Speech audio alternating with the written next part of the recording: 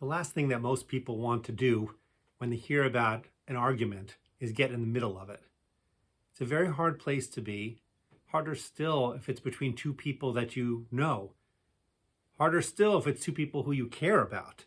And to put yourself in the middle makes us feel like someone is definitely going to be angry at us. And it could be that both of them are going to end up angry at us. We avoid that sort of thing. It's because it's such a challenge that Aaron is seen as such a model in Jewish tradition, because that is precisely what he would do.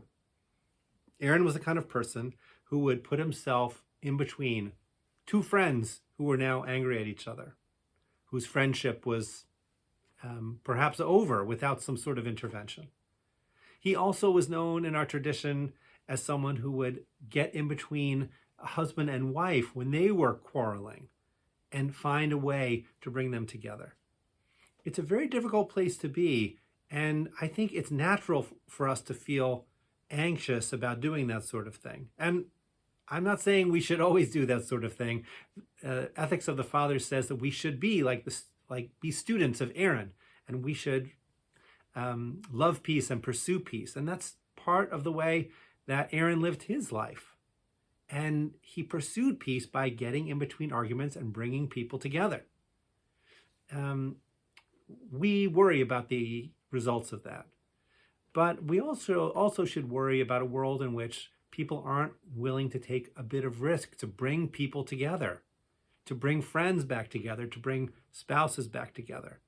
I wish I had some sort of formula, some sort of special way of doing this sort of thing.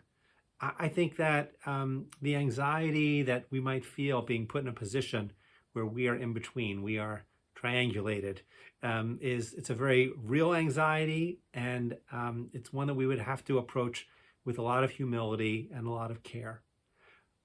But I think that's all the more reason why Aaron is held up as a model for us. You know, it's taught that when Aaron died, in the Torah it's taught that when Aaron died, all the people wept. And our tradition says the reason they wept is because they were deeply, deeply going to miss Aaron, because that role of peacemaker is so critical and perhaps so hard to come by.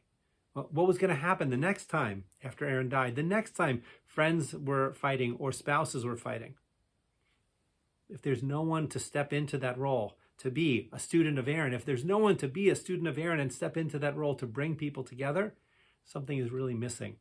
And peace is diminished.